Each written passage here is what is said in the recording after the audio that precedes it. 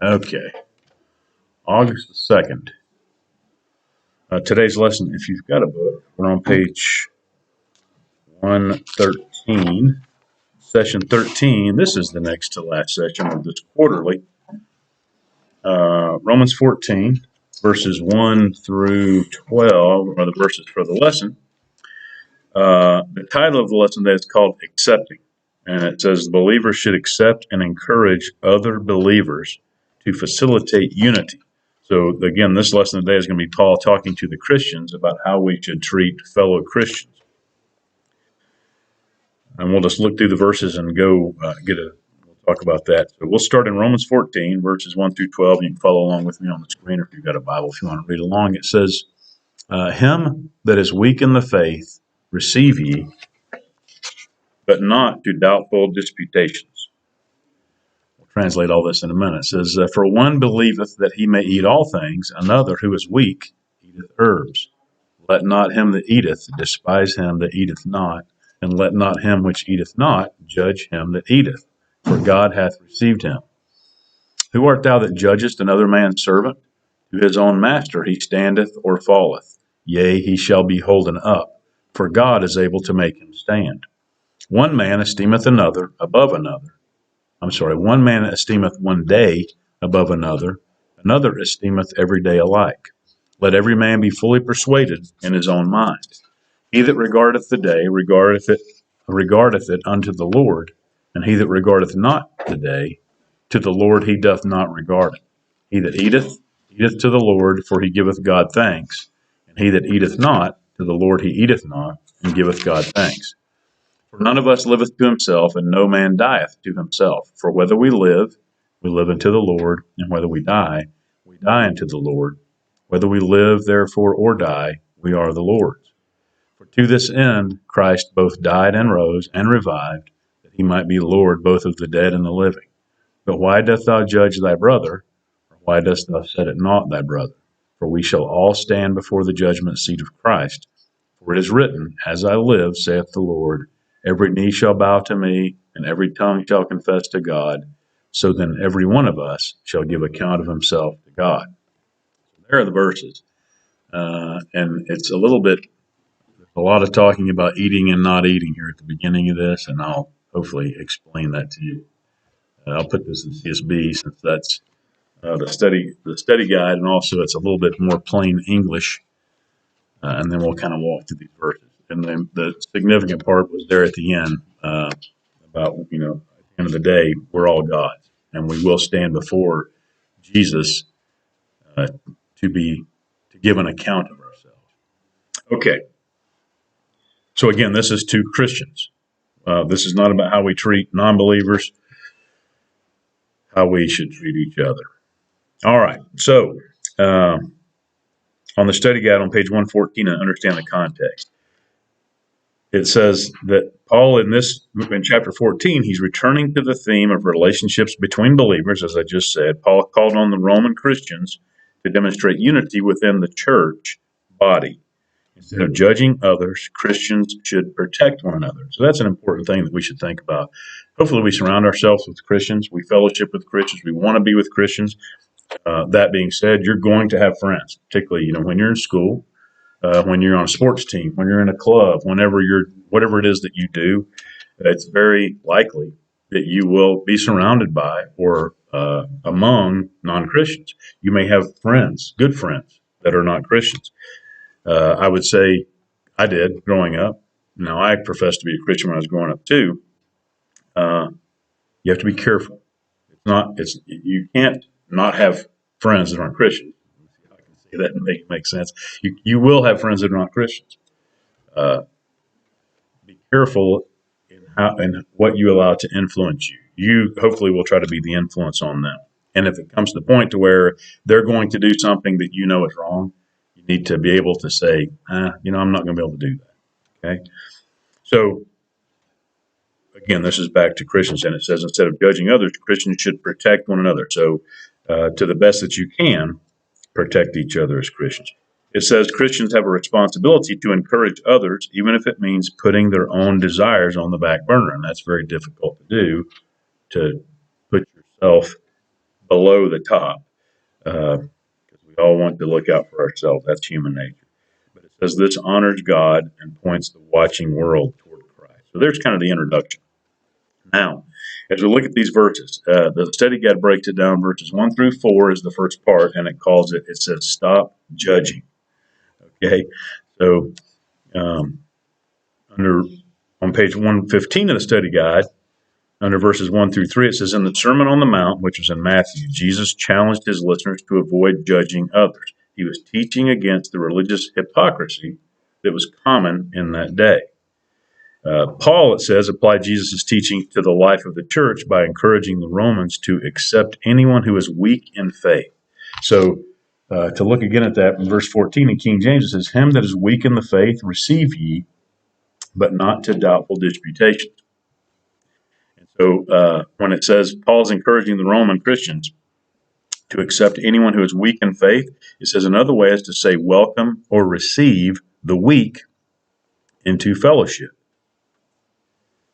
In this, he drew a distinction between doctrine, which is truth that never changes, and practice, which are methods that can be adapted. It says he also emphasized that weakness is likely a matter of personal opinion and should not become a litmus test for righteousness. So let me try to describe all that. First of all, weakness likely a matter of personal opinion and should not become a litmus test for righteousness. How are we righteous? We can never be righteous on our own. The only way we can become righteous is when we become saved, God bestowed some of his perfect righteousness on us, okay? That's how we get it. So that's what it says when it says weakness is a personal opinion and should not be a litmus test for righteousness. Righteousness only comes from salvation. So as we look at verse 1 here in CSB, except anyone who is weak in the faith, so there he's calling out weakness in the faith, but don't argue about disputed matters. Or there are some things that are doctrine. That grace is by faith alone. I mean, that's the cornerstone, right? Christ was, God came down to earth as a man, born of a virgin, lived a perfect life, was crucified, rose again, is at the right hand of the Father. That is Christian doctrine. That is not something that we can dispute. Any Christian needs to have that view in common. There are other things that people as Christians may disagree on. And these are the things that says, don't argue about disputed matters. You can have your opinion about this thing. I can have mine. Don't argue with each other about it because you're going to cause tension and that's going to cause a problem in your church or in the church body. All right. Now, as an example, in verse 2, he says, one person believes he may eat anything, while one who is weak eats only vegetables. So it's interesting how he describes that. And the reason for this is, in that day, before Christ, the Jews believed that there are, and to this day, traditional or Orthodox Jews believe that there are clean and unclean foods. You know, when you look at the Old Testament, when God was given his law, he said you can eat of any clean beast, right? And then he names the ones that are unclean that you can't eat of. And I think that one of the terms was a cloven hoof. So if you think about like a pig's foot, if you've ever looked at a pig's foot, how it's split. A pig was, Orthodox Jews do not eat pork to this day. So as an example, that was one of the things. Well, after Christ came, died, Peter was a Jew, and he still kind of held this thought that we can't preach to the Gentiles because they're the unclean people. They're not God's people. God gave Peter a vision. And in this vision, he saw all these animals coming down, and God told him, you can eat them. And Peter in his dream said, God, I've kept your law forever. I don't eat unclean things. And God said, who are you to decide what's clean and unclean? I'm telling you, you can eat it. And so to me, that's two things. One is I look at that as God gave permission to eat of what may have been formerly considered an unclean animal like pork. But what it really was telling Peter, you don't decide who you take the gospel to.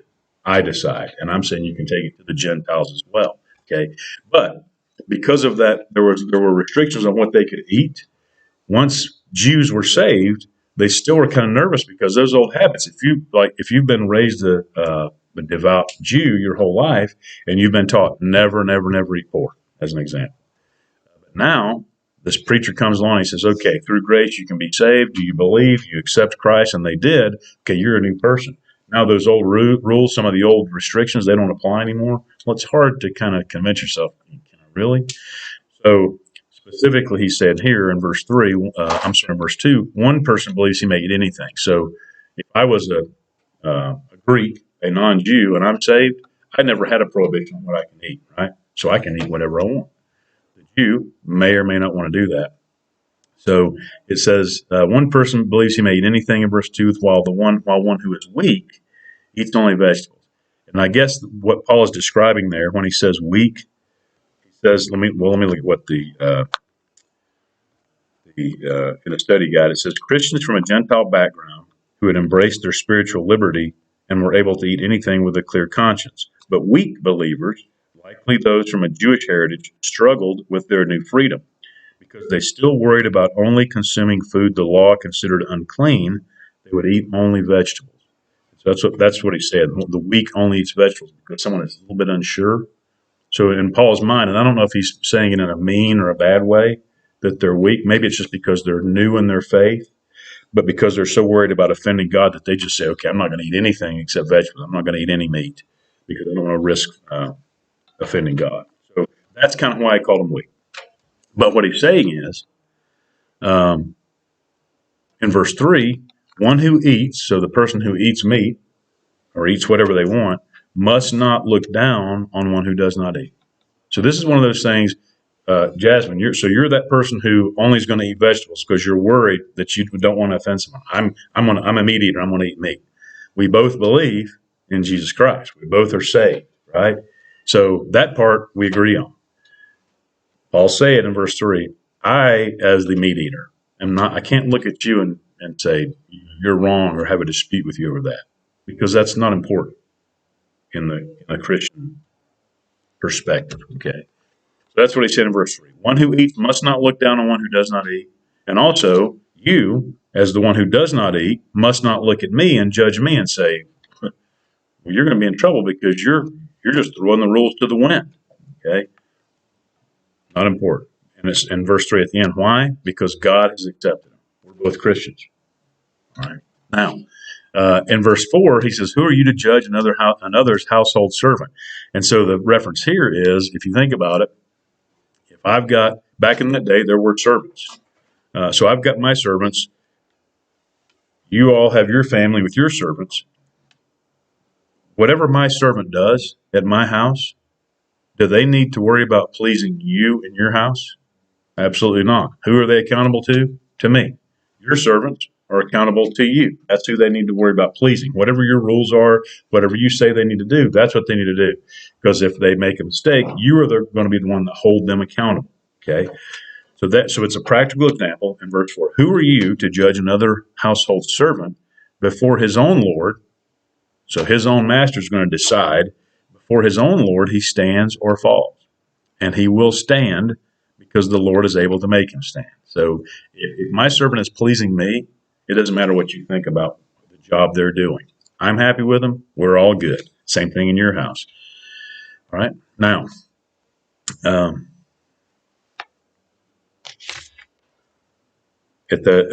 so before we close out of verses 1 through 4, which is to stop judging, it says the problem, this is the bottom of page 115, the problem in Rome was not so much their food preferences, but their attitudes. So again, they were using food as this excuse or this reason to be mean toward each other.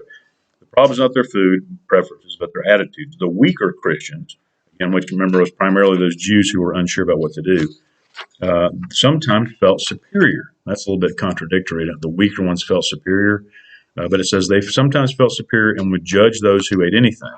Likewise, those who ate freely tended to look down on those who abstained. Neither position was correct. And to sum that up, it says Christians have a responsibility to love each other, not belittle or judge one another over matters of conscience. So, pretty straightforward there. The bottom line, when it says at the end of verse 4, that servant will stand because the Lord is able to make him stand. Here's how that translates. This is the bottom of 116. It says, ultimately everyone, including Christians, will give an account for their actions. But we won't be answering to one another. We will answer to the Lord for what we have done or haven't done. We need to focus on being transformed into his likeness and spend less time trying to mold everyone else into our likeness. So Pastor Richard's talked about this many times. There's a different judgment for non-Christians versus Christians. A non-Christian, when they die, and they're going to stand in front of God, and they'll come to Jesus, and remember, Jesus is going to look at them and say, "I never depart from me, you workers of iniquity. I never knew you," and they're gone. That's the judgment, and that's the eternal punishment for having rejected him. Okay? Christians, our salvation is not in question. So when we die and we stand in front of Jesus at a judgment, he's not going to say, "Okay, you're saved, but let's just see how your life was and see if you're going to keep your salvation or you're going to be worthy of salvation." That's not what it is. We are going to stand in front of him, and as Pastor Richard says, I don't know if it's going to be like a replaying of our lives, like on a movie screen, but everything that we have done since we became a Christian, we're going to have to account for. And that if you think about that, I don't want it to be a scary thought, because you're saved. You will spend eternity in heaven with, Jesus. I just wonder, will it be embarrassing? Will it make me feel bad when he shows me, okay, you were a Christian. Here, remember this person that you had an opportunity to witness to, that you had an opportunity to help, that you intentionally didn't.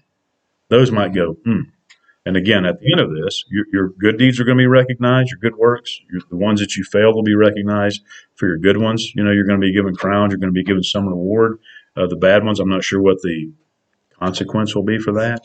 But at the end of all that, whatever we collect, remember, in the Bible it says we're going to throw those at Jesus' feet. So everything that we give, we're going to put it right back at his feet and worship him. So at the end of all that, it's going to be, I'm going to say all good. Going through it, I'm not really sure what that's going to be like. But the point is, just like my servant needs to please me, as Christians, all we need to please is God. I don't need to conform to your view of what a Christian needs to look like, as long as doctrinally I'm doing the right thing. Same with you. Okay, now the next couple of verses, 5 through 8, the subtitle is called Honor God. So let's just read 5 through 8 again. That says, one person judges one day to be more important than another day. Someone else judges every day to be the same. Let each one be fully convinced in his own mind. Whoever observes the day observes it for the honor of the Lord. Whoever eats for the Lord, since he gives thanks to God. And whoever does not eat, it is for the Lord that he does not eat it, and he gives thanks to God. For none of us lives for himself, and no one dies for himself. If we live for the Lord, and if we die for the Lord. Therefore, whether we live or die, we belong to the Lord. So he starts with another example in verse 15. One person judges one day to be more important than another day. What he's saying there is there were people that were trying to create religious holidays back in that day. And there are holidays now. Some are secular, some are religious. Some people try to mix the two. Christmas is the celebration of Jesus Christ's birth. A lot of people that aren't Christians, what they look at it is, okay, I get time off from work, I get presents, I get to eat a lot. But Christmas was established as a holiday to celebrate Jesus Christ's birth. Easter, clearly a religious holiday. Some people look at it as, the Easter bunny, chocolate, hunt Easter eggs for fun, have a good day and all that. And there's nothing wrong, I would say, with doing that, but the purpose of it is a religious holiday. Back then, there were people trying to make holidays. And what Paul is saying here in verse 5, some people take a day and judge it to be important. They're wanting to make it a holiday. Some don't care. Some say, every day is the same. Now, here's what's important. In verse 6, whoever observes the day, if you're going to make a holiday that's a religious holiday, when you celebrate it in a way that pleases God. If you're going to declare it a religious holiday, make sure when you celebrate it, it's in a way that pleases God. Whoever does, whoever observes the day observes it for the honor of the Lord. He goes back kind of to the eating thing. Whatever you eat, give thanks to God, and you're celebrating the Lord. Whoever does not eat, if you decide not to eat that meat, it's for the Lord that he does not eat it. So I say I'm not eating that thing that I'm afraid of because I want to honor God. So your motivation is good, and He gives thanks to God also. I'm thanking God for whatever I eat, regardless of what it is. In both cases, what I'm doing honors God. And the reason for that is in verses 7 and 8. Because once you become a Christian, what part of that is, the simple part of it is, Lord, forgive me. I know I'm a sinner. Forgive me for my sins. I'm turning away from my old life, from my sins. So I'm repenting. Now, Lord, come into my heart. And what that means to me is I'm giving myself, my life to you. And from this day forward, help me to live for you in a way that's pleasing to you, that glorifies you. And that's summed up in verse 7. For none of us lives for himself. As a Christian, we should, we gave ourselves to God. We should live for Him. And because of that, we're not dying for ourselves either. Nothing that we do should be motivated only for ourselves. In verse 8, he clarifies that, whether you live or die. If we live, we're living for God. As a Christian, when we die, we're dying for the Lord, and we will go be with Him. Therefore, whether we live or die, we belong to the Lord. There's the bottom line. And that's a wonderful thought. And that kind of goes back to last week's lesson, or 2 weeks ago, in Romans 12, when it says, I'll paraphrase it, present your body as a sacrifice to the Lord for His work. And that helps us to remember that everything we have is, when it comes down to it, when you're stripped of everything and you've got just your body, your mind, and your soul, as a Christian, if you have given that to God and you use that to honor God, nothing else matters.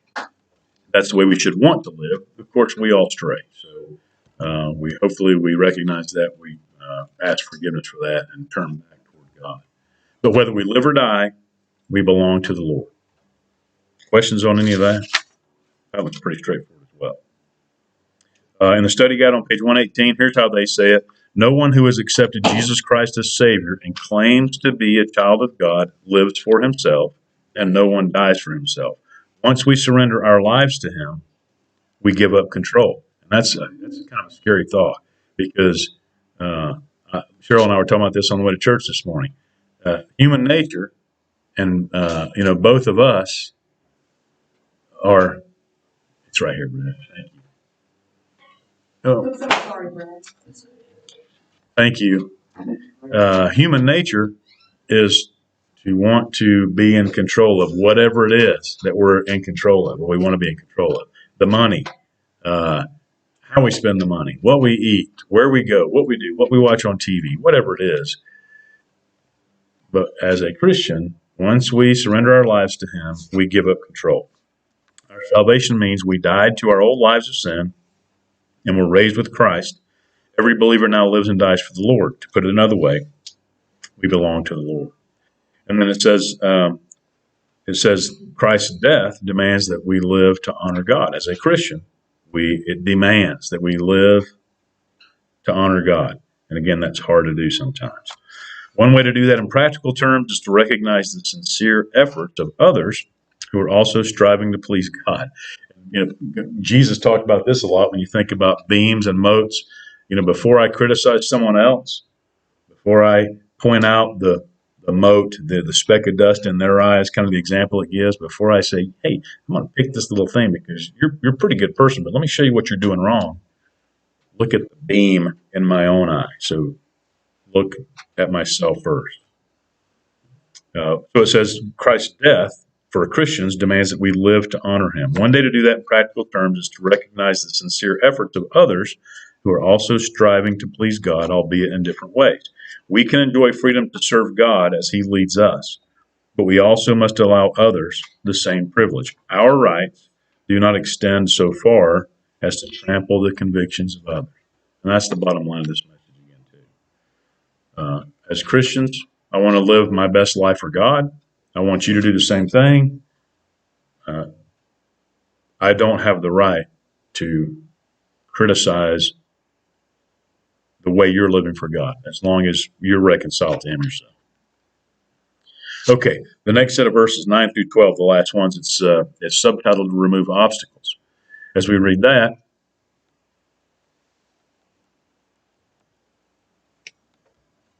in CSB, and starting in verse 9, Christ died and returned to life for this, that he might be Lord over both the dead and the living. But you, why do you judge your brother or sister?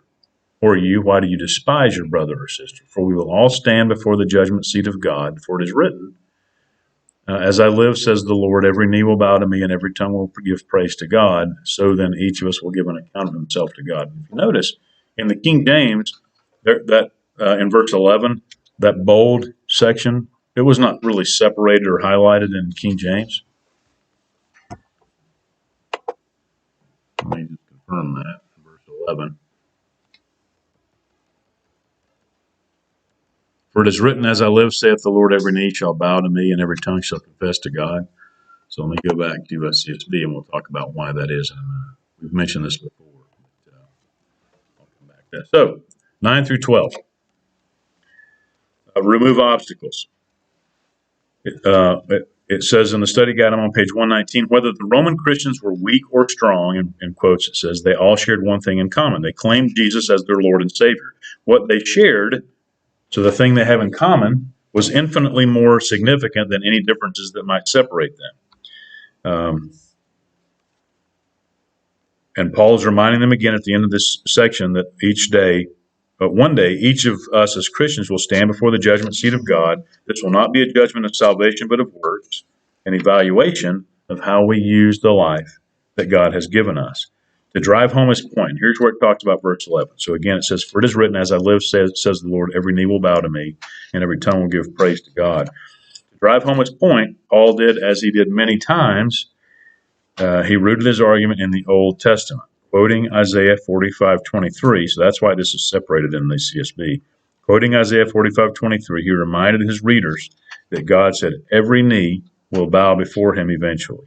Every tongue will give praise to God. This was a reminder to believers that he is Lord and ultimate judge over everyone and everything. So let me look at Isaiah 45:23. Let's see what it says. Isaiah 45.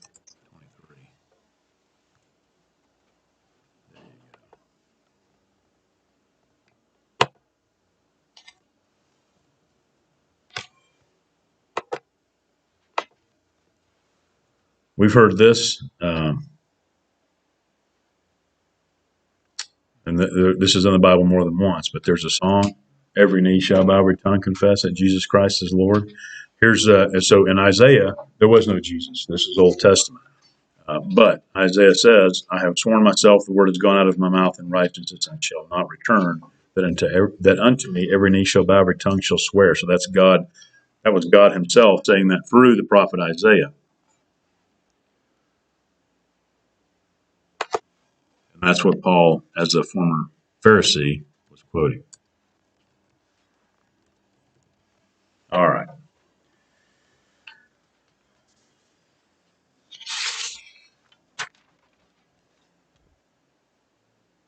The last part of this, on page 120 of the study guide, about the middle of the page, it says, we are called, as Christians, we are called to nurture unity in the church.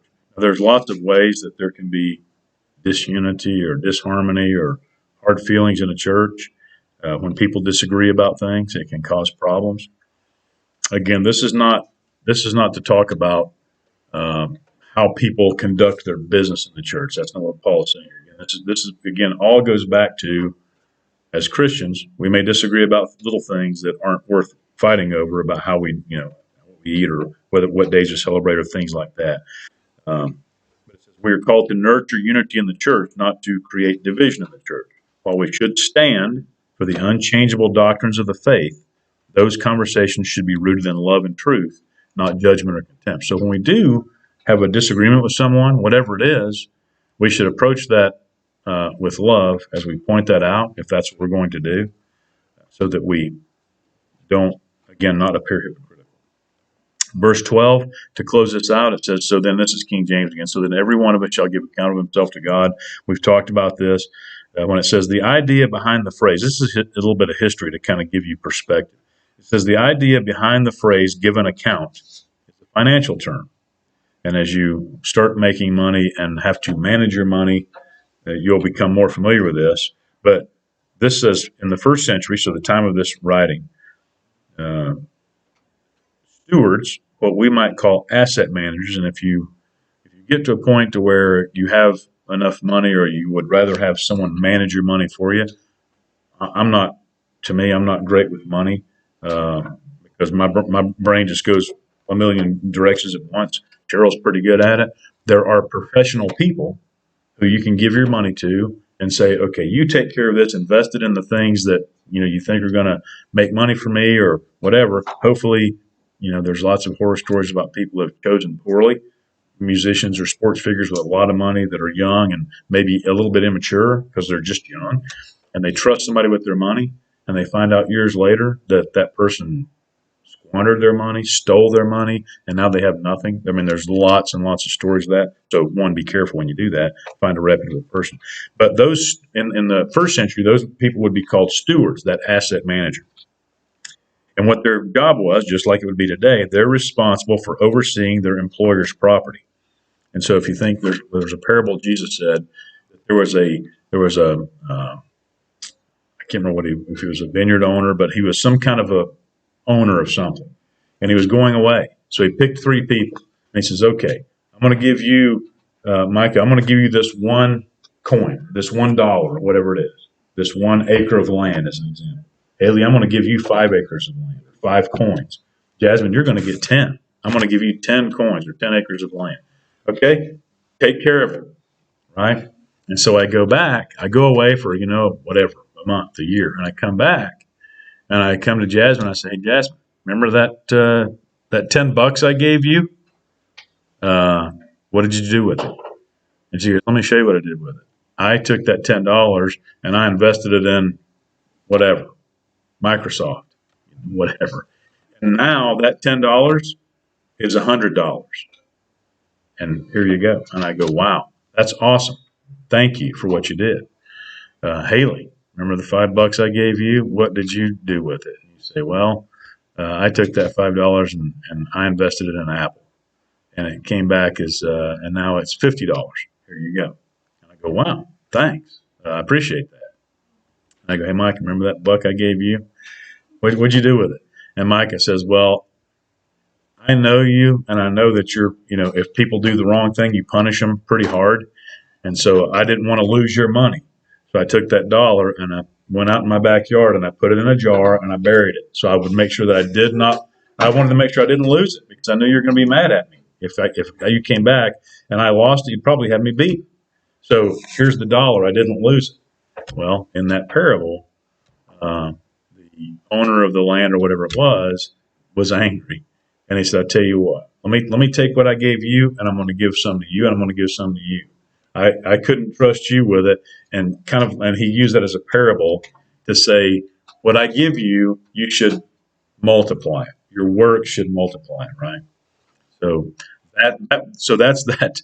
Um, that is that what a steward would do. Okay, so now to wrap that back around. When it says give an account, as it says at the end of the verses here in verse 14, every one of us shall give account of himself to God as a Christian. So the idea behind the phrase give an account is a financial term. First century stewards, what we might call asset managers, were responsible for overseeing their employer's properties, I just described.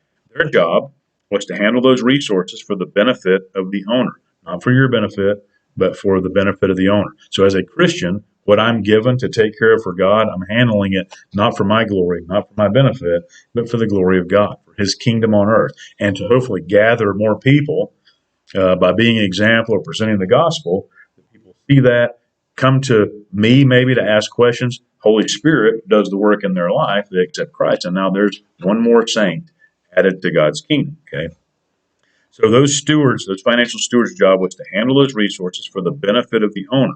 To make sure this was happening, stewards were regularly called to account for what was under their care. Haley, remember that stuff I let you take care of? That vineyard? What have you done with it? Oh, well, I made a whole bunch of wine with it. Okay, that's great. All right, Micah, did you change your ways? Oh, you did. Okay, you're making wine now. Good. Yeah, so you're taking that land I gave you and you're farming it and you're providing corn, right? Okay, good. So they were regularly called. What are you doing with the things I've trusted you to take care of? Um, regularly. And that's what this is saying. I mean, regularly, God is always watching what we're doing. Is he holding us account right now? I would say that, and the Bible, I think, says if you sin, there is a consequence. Now, as a Christian, when we stray and we sin, that doesn't condemn us to go to hell. But there can be a consequence.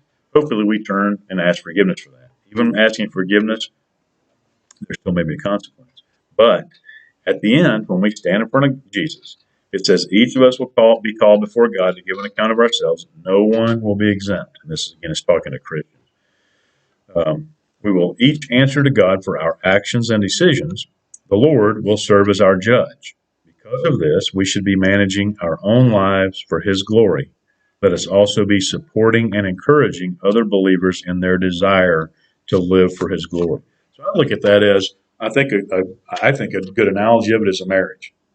Um, there are days when she wakes up, told us pretty much every morning, happy, singing, loud around the house. Uh, but even given that, there are days she has good days and she has bad days. She has happy days, she has sad or sometimes angry days. Every person has that, right? In a marriage, hopefully, on the day she's having a bad day or an angry day, I'm in a good mood that day and I carry her, I help her. Vice versa. When I'm having a bad day, she kind of helps carry me. Um, if you relate that to our Christian family, which we all are brothers and sisters in Christ, if you're having a tough time, then my job is to help uplift you, not to see you're down and go, the reason you're down is because you're messing this up and beat you down some more. Okay. That's how we should be. Let us also be supporting and encouraging other believers in their desire to live for His glory. I'll close with in my context on page 121. Here are the kind of the bullet points for this lesson. It says Christians are to avoid being judgmental toward other believers' spiritual understanding and religious practices. Now, of course, the caveat is as long as you're doctrinally sound, which Christians should all have a lot of common ground, we should not be judgmental toward them if there's small things that we disagree about. Number two, believers are to honor God regardless of what doing so may require. So that's our first priority, is to honor God as a Christian. And then finally, it says believers are to express understanding toward other believers in their God-honoring practices. Lift them up, express understanding toward them in what they do honors God. Okay, questions, comments, suggestions? All right, I'm going to end the lesson there, and we'll just chat a little bit.